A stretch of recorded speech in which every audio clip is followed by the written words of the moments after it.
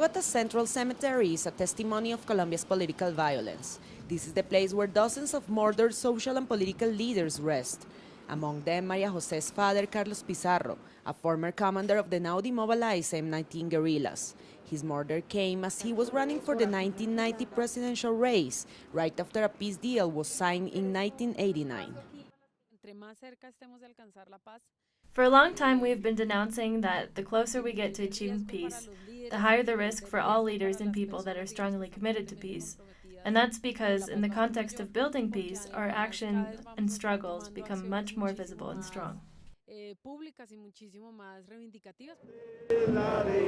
And that is what recent figures seem to be showing. According to a recent report by British NGO Justice for Colombia, over 500 political activists have been murdered in the last 5 years, a situation that for several Colombian organizations can undermine the positive impacts of the ongoing peace talks with the FARC guerrillas.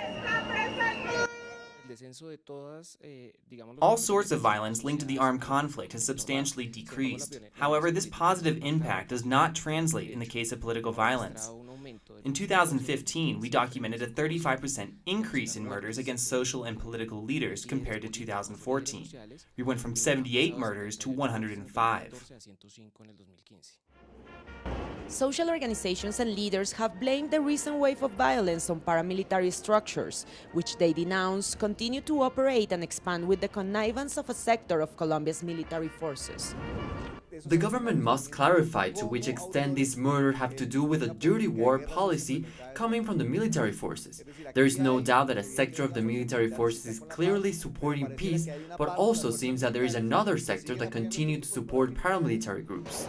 The recent political violence also comes as Colombia's Attorney General has just warned of the risks that the FARC guerrilla members might face in the event of a final peace deal, as safety guarantees are not yet in place. Natalia Margarita, Telesur, Bogotá, Colombia.